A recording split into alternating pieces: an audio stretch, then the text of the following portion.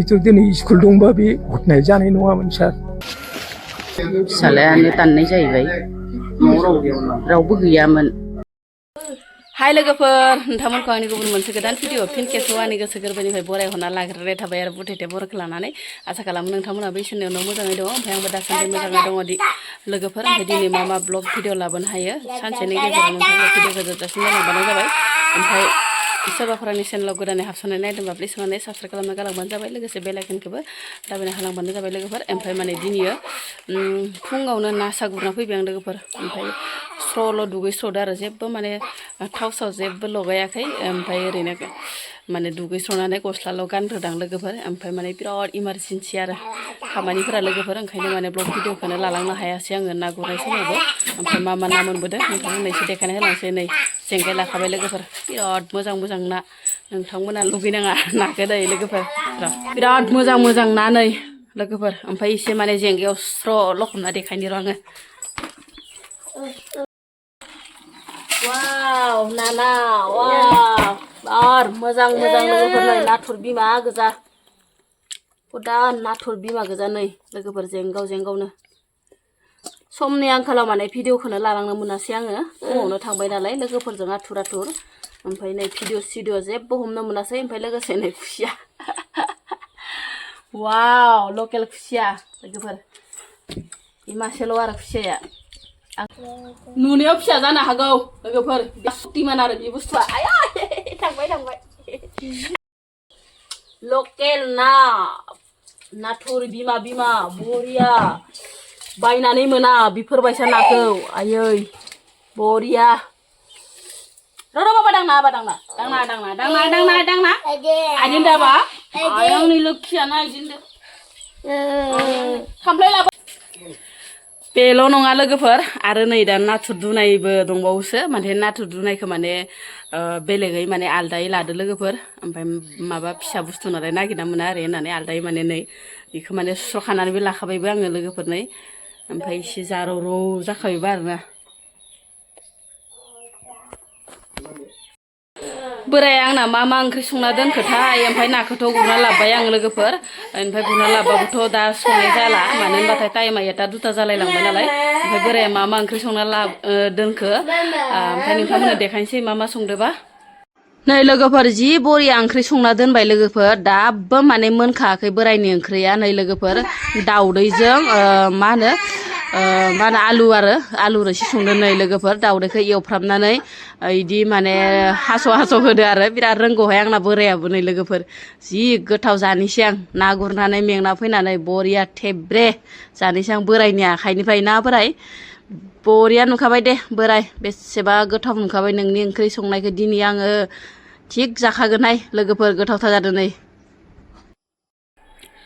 बेयावनो मोनसे बाथ्रा गोसोआव फैलायबाय लोगोफोर ओमफ्राय बे बाथ्राखौनो नोंथांमोनजों एसे रायलायलायनोसै आरोना लोगोफोर दिनै मोनायाव माने आङो जास्ट भिडिअ मोनसे नायदोंमोन आरो 8 घन्टासोल' जाबायमोन दायो भिडिअ हगारनाया माने मोनानिसो भिडिअ लोगोफोर मैया मोनानि भिडिअ ओमफ्राय माने आङो समजों लोगोसे माने नोंथांमोनजों रायलायनो सोलाबाखैमोन भिडिअआनो जाहैबाय लोगोफोर गावनि असे जोनोमगिरि फिसायानो गावनि बिफाखौ बुथारदों देथारदों आरो लोगोफोर ओमफ्राय आसरित बाथ्रा नै दासान्दि बारांसेयाव बारा निजिनि फिसायानो बिफाखौ बा बिमाखौ देथारनाया बांलांनो हमगासिनो दं लोगोफोर थारैनो मानो बेफोरबायसा जाखो ना बिमा बिफानिसो भुल ना गथ'निसो भुल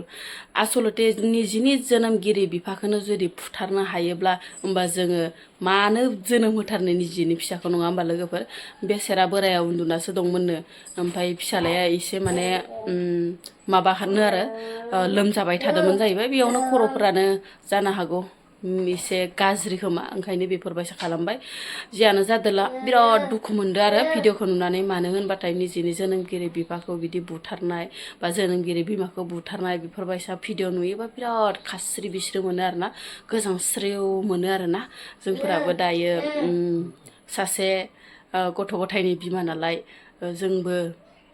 माबा मोनसे अख्रा खालामबा जेन'बा बिमा बिफाया माबा मोनसे गावसोरखो हेंथा होब्ला निस्सय बिफोरबायसानो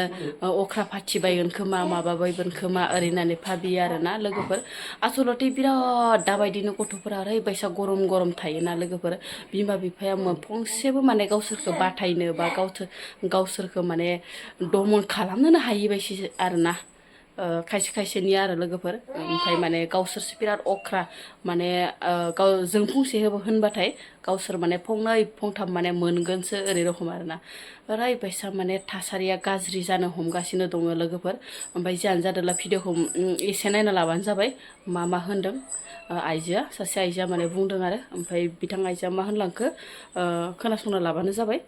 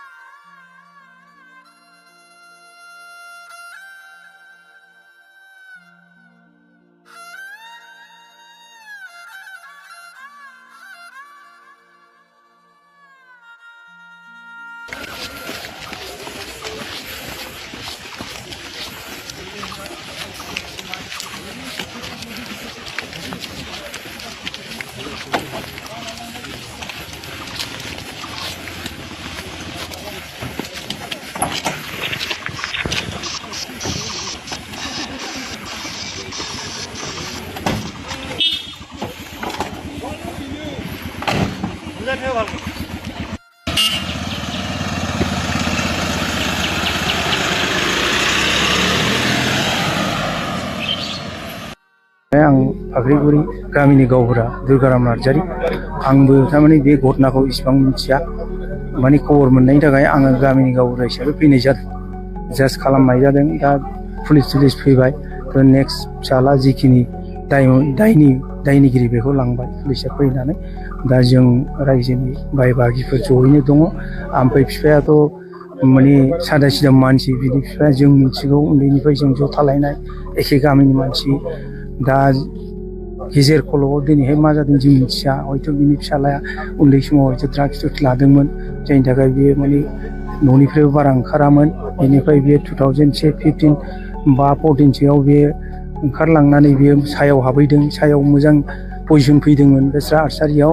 दा बिनि गेजेराव बियो बेखौबो गारनानै बियो न'आव थादों थायै थानानै बिदिनो एसे एनै खामानि दामानि मावोमोन बेस्रा बिफाखौ हेल्प खालामोमोन दा जों मिथिनायाव आरो नुनायाव ओमफ्राय दाथ' नों आंनाव बारा थांलाबाया बे गथ'आ न'आवनो थाबाय थायो आरो बाहेरायावबो ओंखारलाबायला बेबायदि जालांदों एबनर्मेल टाइप जालांदों आरो दा ओमफ्राय बिसोर गावलिया एसे ट्रिटमेन्ट लाबाय थादोंमोन झारुआ बिदिनो बायदिसिना मोजां खालामनो हायो खोमा हयथ' मोजां जायाखैबो जानो हागौ बा जादों जाबोबायबो जानो हागौमोन बा दिनै बे 2टा 2:30 समाव मा गोसो जाखो बिफायाथ' उन्दुनानैसो दङमोन